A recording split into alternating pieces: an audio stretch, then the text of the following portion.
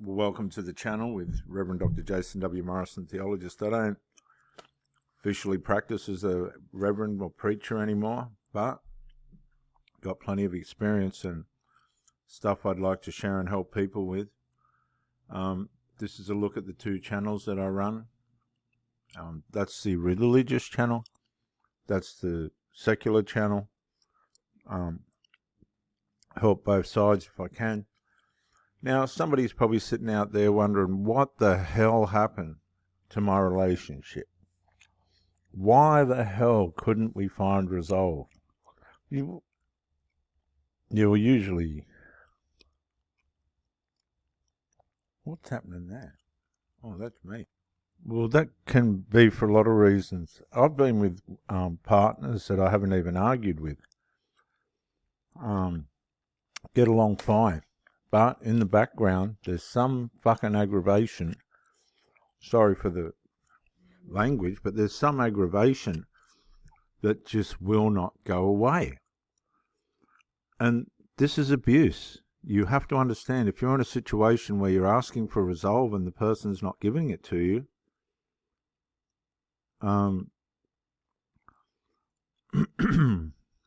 it's abuse. Yeah, so when there's a matter of unresolved in the relationship and you're waiting your time, you're buying your time, and you ask yourself, how much time am I going to put into this matter of unresolved?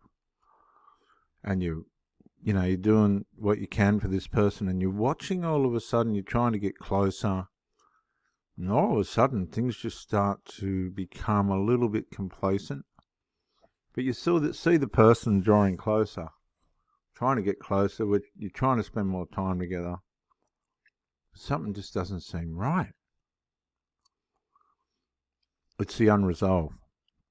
What unresolved does is it turns the person that needs to deal with it outward, because it puts a psychological weight and expectation on the person to produce a result that they don't want to produce. They do not want to find that result. I found myself in a situation where it was kind of slippery, because the opportunity came up to be in the same situation with the people that were the trouble. And it sort of camouflaged the conflict in a way in which it'd just be swept to the side if everybody went to this family gathering. But that was not how it was going to work. With unresolved, there comes certain aggravations, certain undesirable attitudes, and things that could really turn bad quick. When you're going to try and find resolve, it needs to be done properly, particularly if it's an issue of, say, a girl said that somebody in the family's molested her and she hasn't, and it hasn't happened, and you need to resolve it. Well, that ain't going to get resolved at a family fucking gathering at a Chinese restaurant or so on, is it? No, it's got to be sat down and dealt with properly. Sometimes people can camouflage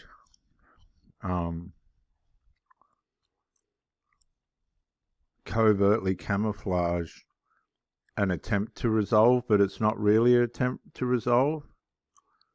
It's a way of covering up the fact that they're not going to resolve it in a way in which it looks like they will, but the proof's in the pudding. It wasn't, for some reason. If time passes, I usually give things a month or 2 months, 3 months at the most. I think this went on for 9 months. This one, all of a sudden there was this big idea. No. It's like they think you're stupid. It's all, you're watching and you're reading and you're trying to get along with these people. You're reading the situation. You're just watching them destroy the relationship.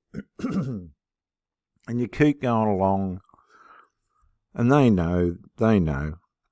The person that you're with knows they've got to fix something. Something's got to happen or something's going to give, because you're being psychologically abused. You're being emotionally vandalized. And if the person cares about you, which they don't, because they would have fixed the thing in the first place, you have to accept that they don't. Well, what are they doing turning up? You've got to ask yourself, what are they after? What do they want? Well, in my case, I guess it's supply. Company and supply. Don't know what your case could be. Money, it could be a hobby that they like, it could be, there's all different reasons why people show up. And that's not necessarily bad. This is the way these people are, and if you're in their lives, you have to accept that without judgment. But you're trying to navigate all this, and it can become psychologically damaging, violent, assaulting, because you're saying to yourself, on my side of the fence, there's just clear passage. Everybody shows respect, you're welcome. On the other side of the fence, there's delusion and derision and villainization and character assassinations and all this stuff. And you wonder about the person that you're with. You're going, what would be happening to that person at home? Well, you don't know. Probably moments of conflict and then moments of peace, which is what you want. So you start saying to yourself, and I don't think anybody wants to have trouble with their intimate partner, but the powers and principalities of darkness will do this. I have seen it over and over and over again. And you're watching your partner trying to find a way out through the darkness. But if you haven't got the confrontation skills, if you haven't got the ability to come up to the situation and face it head on, evil's got a way of slowly crushing you if you don't confront it by the Spirit. That means confront it in an integral way, because evil will undermine you.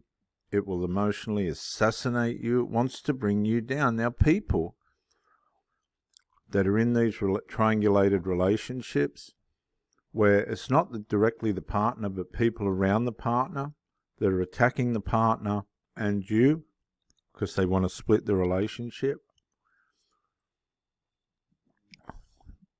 The partner and the parent can become seriously ill. People have gotten diseases and mental pain and all the rest of it through these assaults. And when the person that's acting in the dark empath behavior, which means they're on the destruction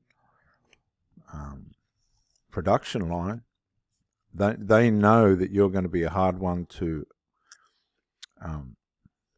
assassinate. Man, it can get ugly. And if you're not a fly on the wall, you just don't know how bad it really is. But there's one way you can tell.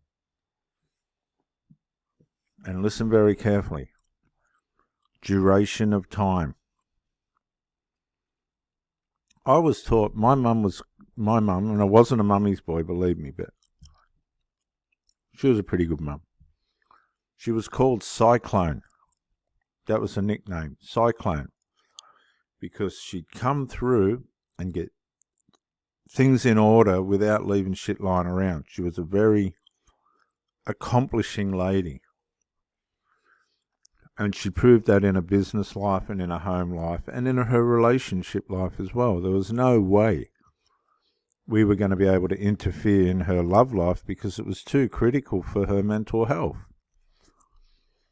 And I was raised that way, and it was the same for me. I mean, people that interfere in your private adult relationship life, they need to be dealt with straight away, or they're just going to wear away at it and it'll disintegrate. And that's what's happened in the last one. And it's heartbreaking because you're watching this person trying to get through the fog and the darkness without falling out on either side. But sometimes you've just got to go, fuck it, and cut it. Cut that cord, man. Cut that cord of darkness and let people float off and protect your love and that. And just see who really is who, because troublemakers do turn around when they're being confronted. If you don't confront the person's behavior, guess what you're doing? You're enabling it. And that's not good parenting. That's not good life skills. That's just not good, particularly if you know that person can confront things, but they're just not going to deal with it. So over duration of time, you've got to start saying to yourself, is this a healthy psychological situation for me to be in? Because that's what a relationship's about. It's about power, building each other, respecting each other, helping each other, making sure everybody's right here, conquering in life. And if you've got something happening and you're watching this person, they're just not dealing with it, they're trying to play a part, and you say to yourself, what's the cognitive dissonance going on here? It can be maternal, it can be filiae, which is friendship. There's all these barriers, but the reason for that is because there's no boundaries being put in place in the first place. If you haven't got boundaries in place as a natural facility of the way in which you run your life, then you're not going to just start building fences and putting boundaries up if you're not used to it. You're just sort of left at the mercy of what these psychological and emotional assaults are.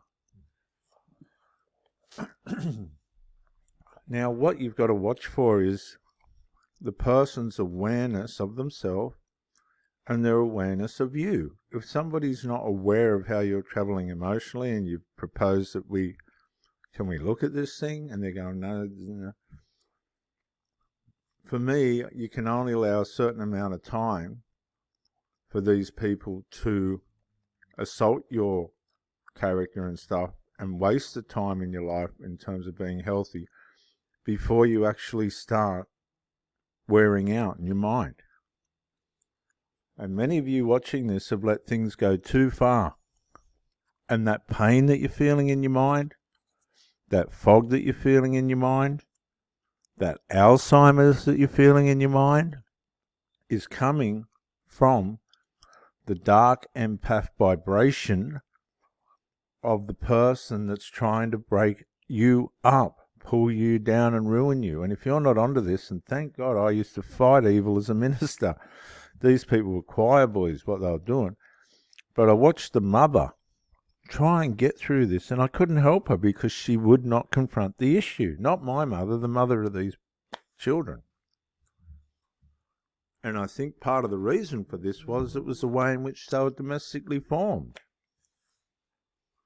So you can wear out really quick. You're trying to get life and build life and be in the spirit of things, and you're all functioning together, you and her and you and him, or whatever your situation is, and you're not even fighting, but behind the relationship there's a darkness, a spiritual war going on of, light against dark, and you're praying for something to happen that's going to be positive, and it just goes on and on and on and on.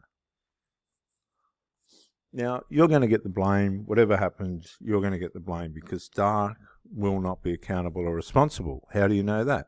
Well, it wouldn't have gone on for as long as it did. The person's been with you long enough to know what sort of a person you are.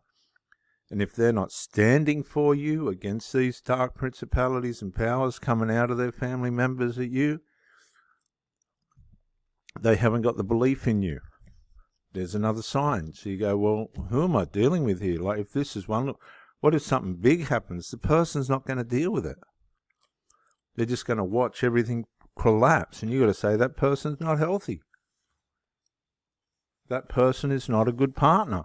They're not fixing anything. They're not doing anything. They're just letting the darkness flow all over the relationship. And you've just got to be honest about it. You're trying to bring health and healing and happiness, and you got darkness just dribbling and drizzling over the relationship. You've got to say no. For my mental health, for the way I live and what I'm willing to give back. No, man. Get it out. Take your darkness somewhere else. Now, you'll get the blame for the darkness, but that doesn't matter because it's not you that's causing it. You don't engage it. The leaders of that tribe, and God help it if the kids are the leaders, because in a lot of cases the adults just hand all the authority over to these dysfunctional children.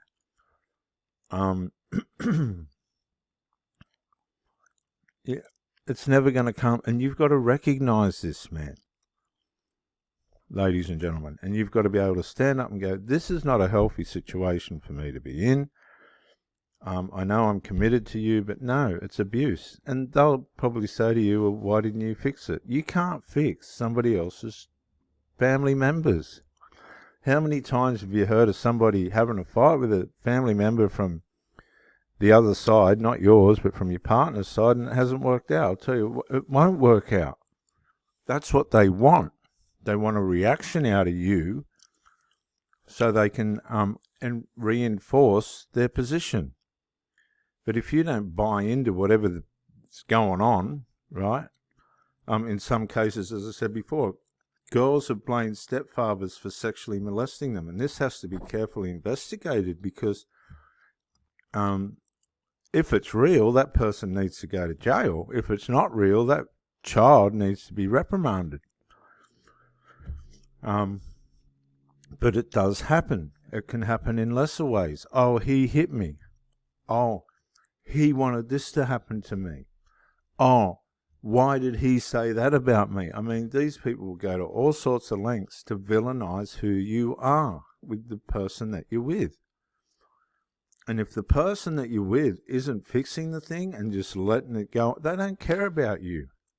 They can say they do, they can make out like that. No, they don't. Because if they did, if somebody's coming after you to bring you down and you don't do nothing, if somebody's coming after your partner or your partner's in the hospital and you don't go and visit, they don't care about you. If somebody's bringing, or one of my family members is bringing trouble on my partner and I do nothing, man, I've got no backbone.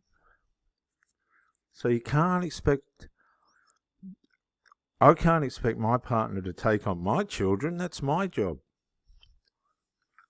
Even if she's wrong, still my fucking job to fix it.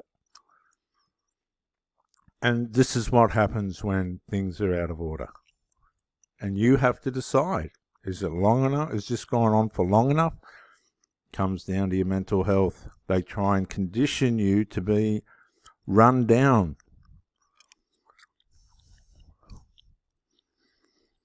And that's why people get sick and ill, and they don't realize it's coming from the dysfunction in the relationship. And you need to stop it and go, right, this person isn't doing anything about it. They've even gone so far as to say it's your fault. Let them take their fucking unresolved, covert, passive, aggressive forms of unresolved. I'm going to say that again. Covert, passive, aggressive forms of unresolved back to where they came from. It doesn't mean you don't love the person. It doesn't mean you don't care about the person. You're actually just with the wrong person. They haven't got the same values and ideals and spirit as what you do.